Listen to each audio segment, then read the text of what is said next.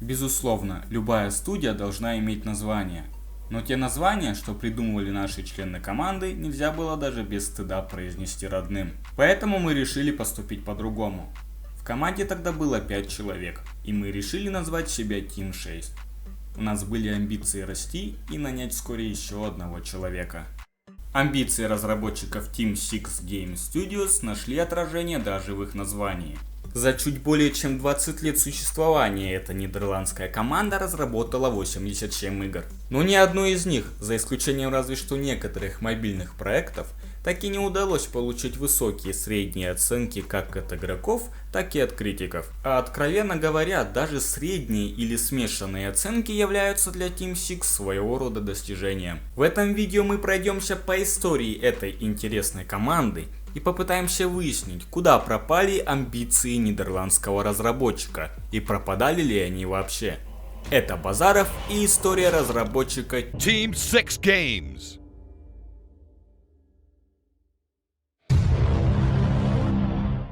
В 1998 году несколько парней из Дрента, провинции Нидерландов, решили поучаствовать в конкурсе для энтузиастов, проводимый журналом PC Zone.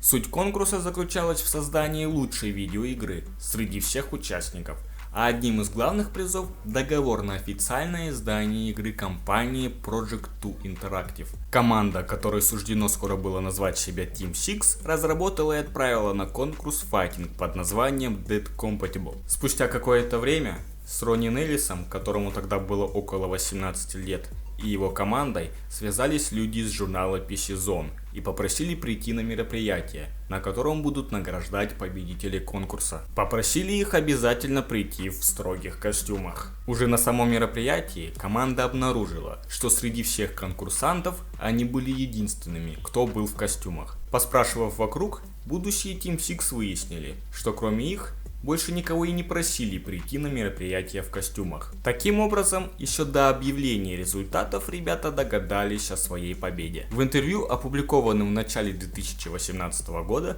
Ронни Неллис про победу в этом конкурсе скажет примерно так. Лучшая игра Бенилюкса. Звучит громко, но выиграть тогда было совсем несложно, и конкуренции почти не было.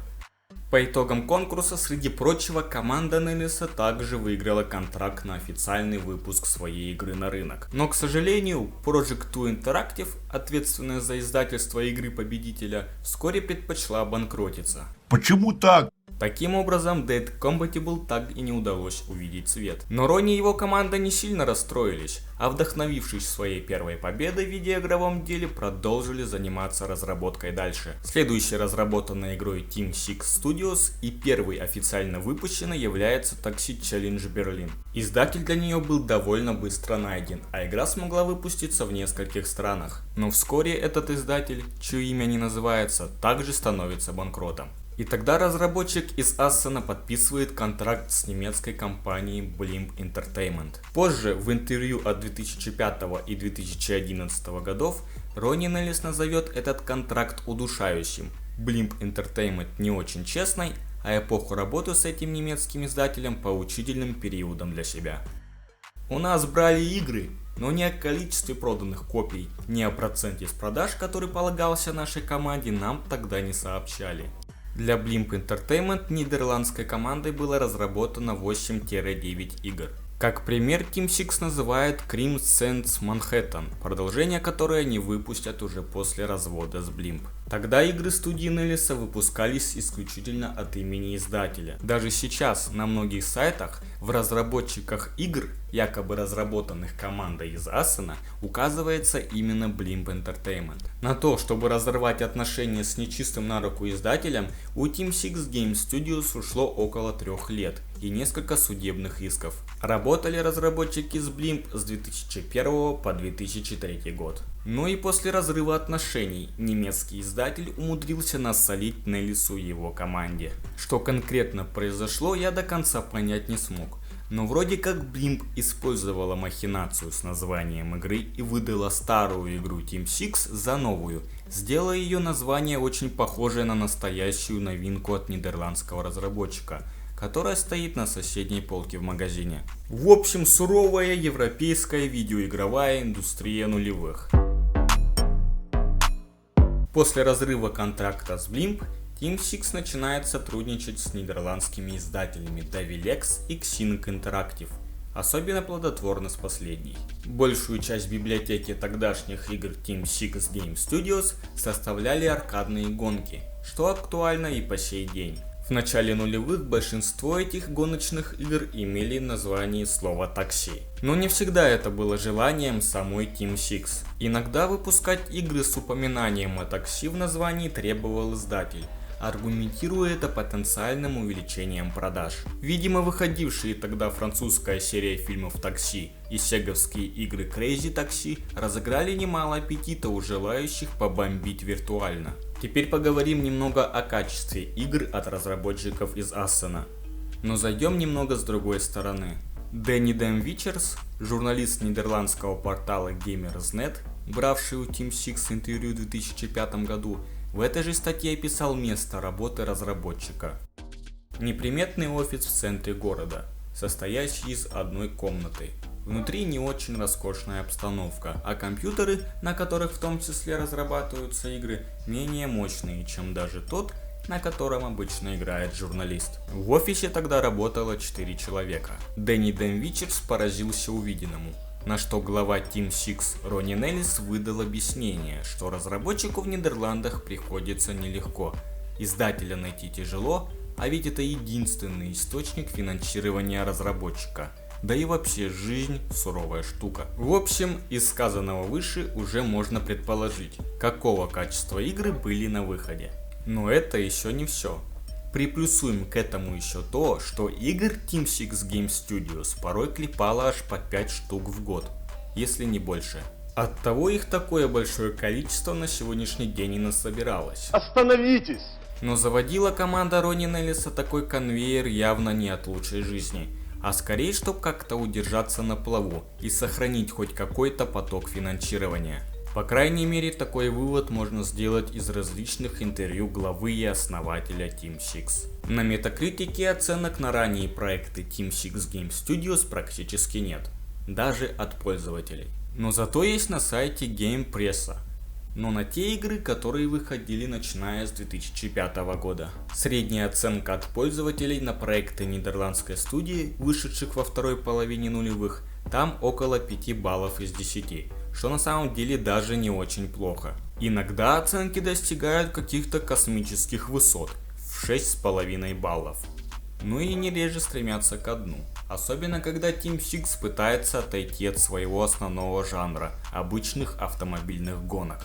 Ронни Неллис и его команда в интервью от 2005 года скажут, что у них есть большое желание сделать действительно хорошую, качественную и проработанную игру.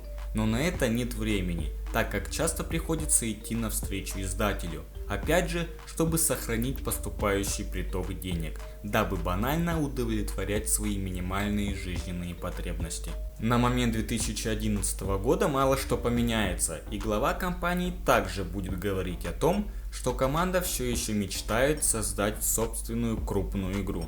В 2011 году Team Six, среди прочего, занималась и разработкой Flatout 3, о которой более подробно я обязательно расскажу чуть позже. Не один раз в своих интервью Неллис и его команда упомянут о популярности их игр в Восточной Европе и России, считая эти рынки чуть ли не основными.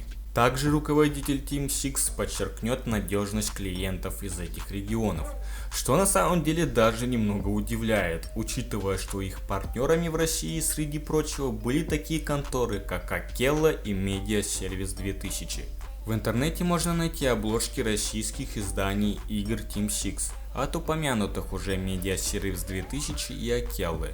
Но чаще всего можно встретить игры от бренда Полет Навигатора, дочернего имени Акеллы, под которым выпускались игры бюджетной категории. То есть даже для Акеллы выпускать игры Team Six от своего имени было немного зашкварно. Но не всегда.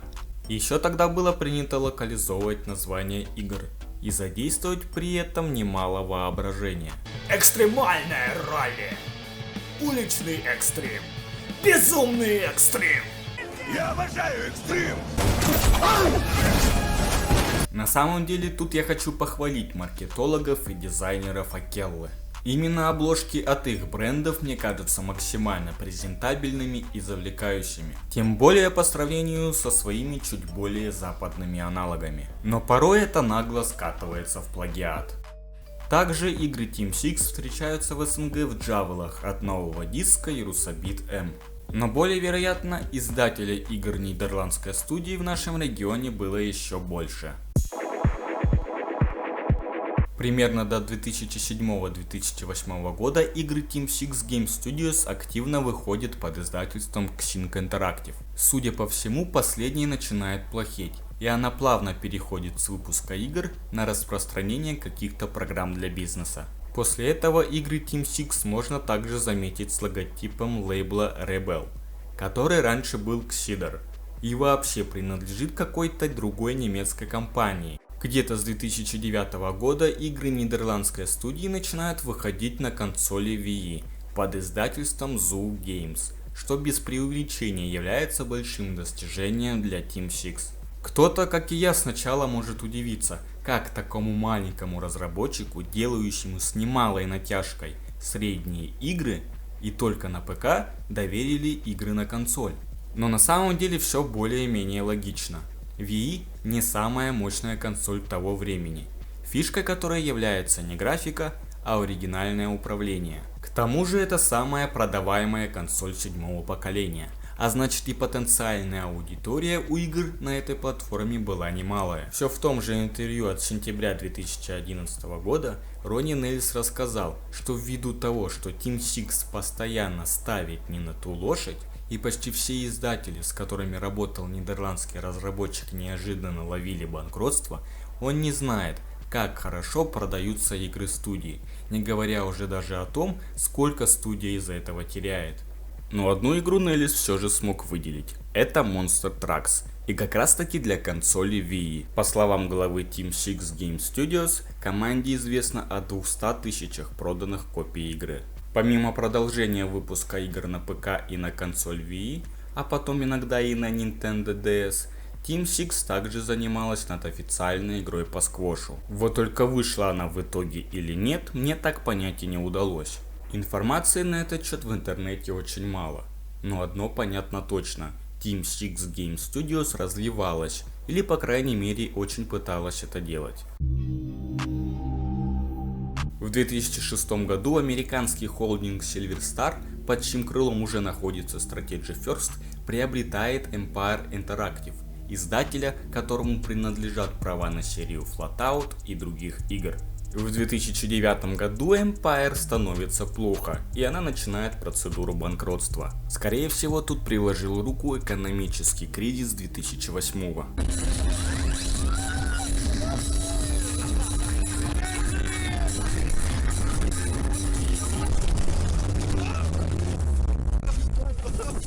Empire продает права на свои игры, в том числе и на Flatout, некой компании New World IP, о которой мне вообще не удалось найти какой-либо информации.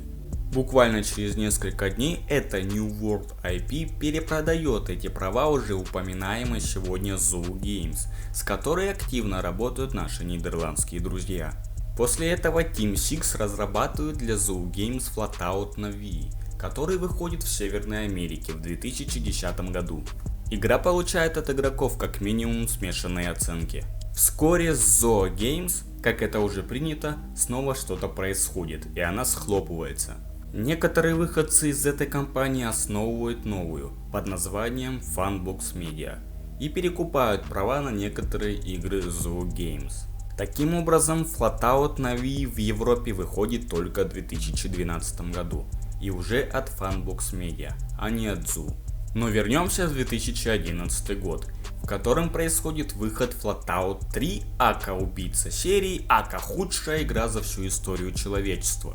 Что примечательно, игру издает Strategy First, стоящая когда-то рядом с Empire Interactive под холдингом Silver Star. Информацию о том, как и когда права на Flatout попали к Strategy First, в интернете мне отследить не удалось, но де-факто это так. Возможно, эти права у компании были с того самого момента, как Empire слопнулась, А у Zoo Games, а затем у Funbox Media, права были исключительно на издание игры по Flatout только на Wii. Либо Strategy First выкупила основную часть прав на франшизу после закрытия Zoo Games, а Funbox Media достались права на Wii версию игры. В общем, фантазировать тут можно долго. Уже в 2015 году Strategy First объявит о желании выпустить четвертую часть, после чего та выйдет в 2017 году. Но вернемся к третьей части. Для начала несколько фактов об игре.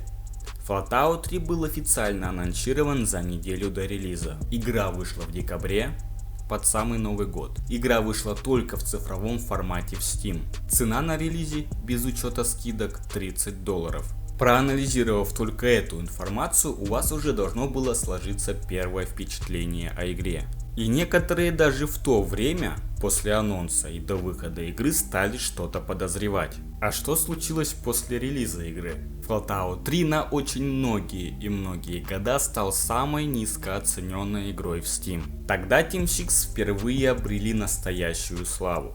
Но славу, которая никому не нужна. Сейчас мы попытаемся разобраться, почему же так произошло. Как я уже и сказал ранее, разработка Flatout 3 досталась Team Six Game Studios ввиду череды жонглирования правами. Сначала нидерландской команде Zoo Games поручат склепать Flatout для Wii, права на которую вдруг появились у последней. Игра выйдет и получит смешанные оценки. Затем уже Strategy First поручит Team Six разработку Flatout 3 и уже на ПК. Но почему бы не поручить создание продолжений начинателю серии, финской студии Bugbear? Лично у меня на этот вопрос может быть только два возможных ответа. Первый, Bugbear сами отказались от сотрудничества с новыми владельцами прав на Flatout по причине занятости другим проектом, либо из-за предложенных условий. Второй, издатели изначально искали для своего проекта разработчика помельче, дабы сэкономить. Тут и подвернулась Team Six. Выглядит все логично, ведь Zoo Games уже работала с командой Ронни Неллиса над другими проектами, поэтому заново знакомиться не пришлось. Strategy First поручила Flatout 3 Team Six, потому как эта студия уже работала над версией на Wii, и та получилась вроде как средней. Кто-то спросит, а зачем издателям было экономить на разработке? Как вы уже могли понять из этого видео, в те годы издатели вымирали пачками, поэтому Flatout 3 мог стать жертвой желания издателя выжить и получить хоть какой-то приток денег. Поэтому на дорогостоящую разработку не тратились, как и на физические копии. Нидерландскому порталу Control уже после выхода Flatout 3 Ронни Неллис даст интервью по поводу очень плохого приема критиками и игроками проекта его студии. Там он расскажет, что разработка игры, которая длилась всего около года, занималась 16 человек. Для сравнения, у Bugbear, прошлого разработчика игр серии Flatout, на момент 2007 года, когда выходил Ultimate Carnage, в штате числилось 40 человек. К тому же Team Six, как это и было свойственно, параллельно разрабатывала еще пачку игр. Одной из причин плохого приема игры Неллис называет политику Strategy First. Издатель не разрешит какое-либо общение с прессой и предоставление той бесплатных копий игры для ознакомления.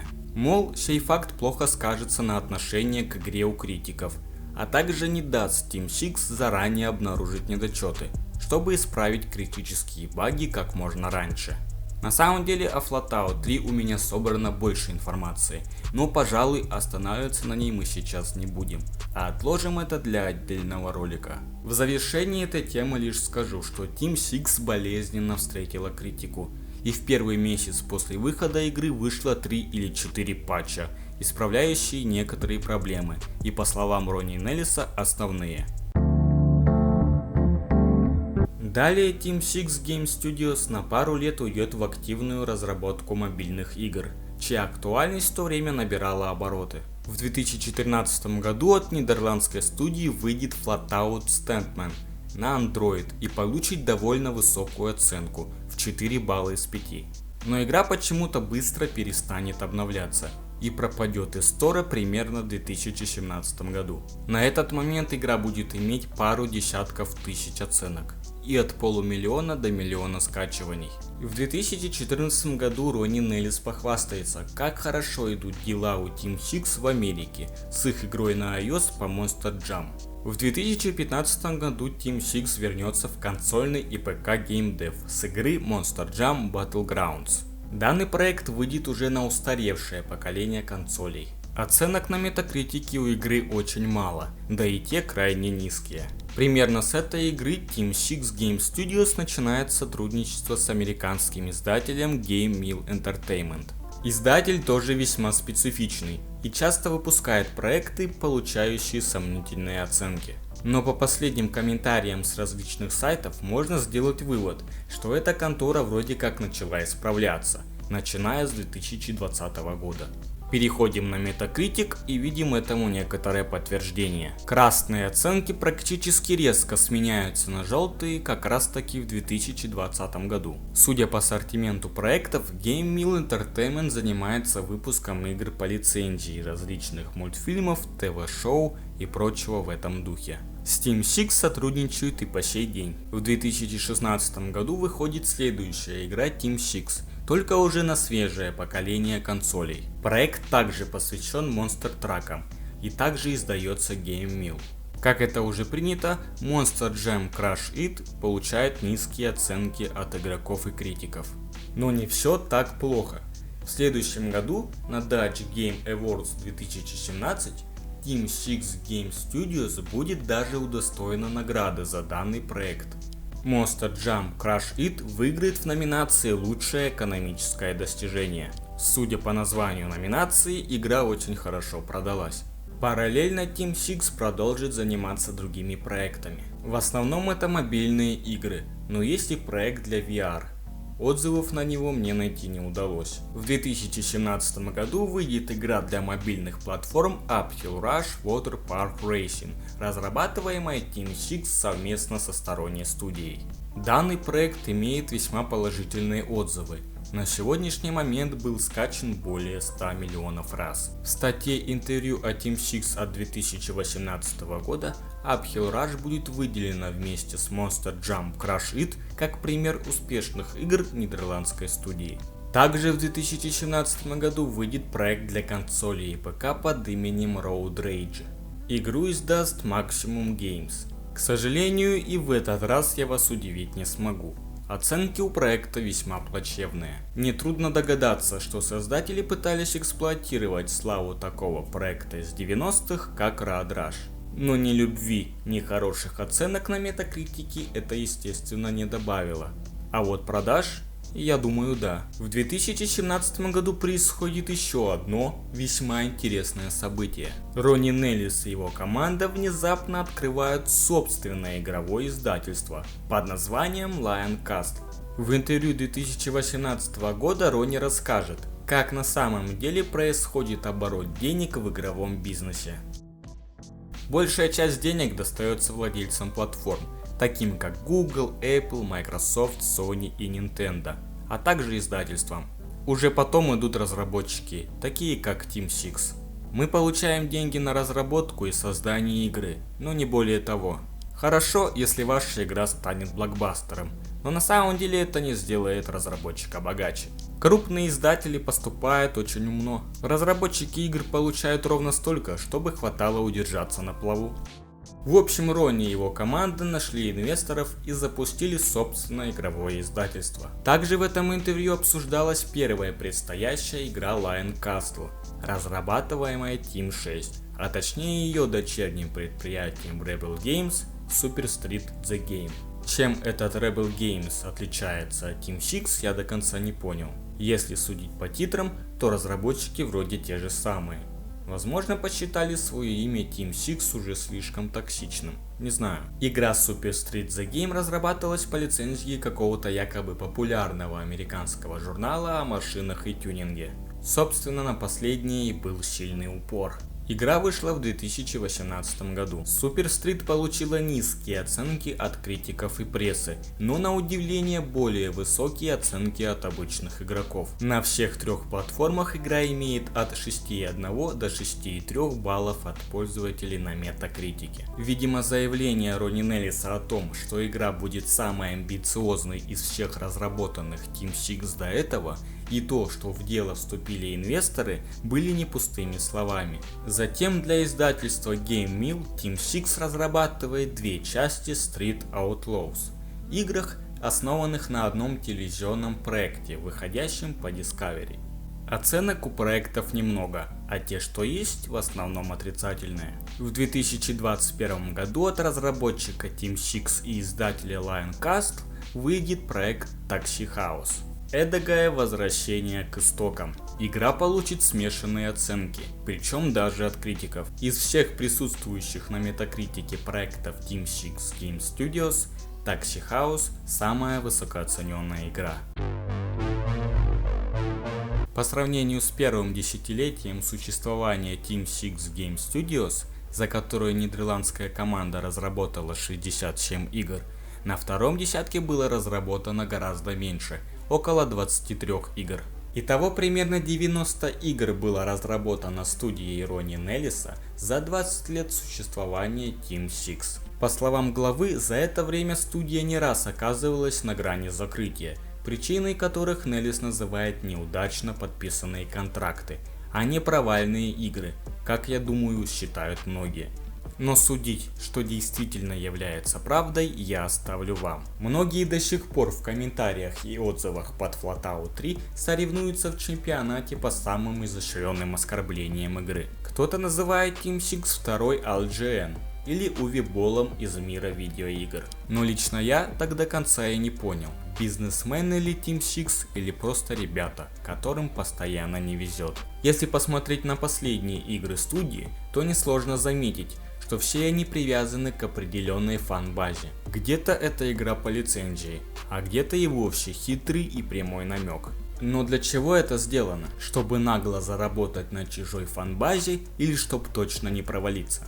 Игры, которые Team Six разработала после основания собственного издательства, если судить по оценкам, действительно стали расти в качестве.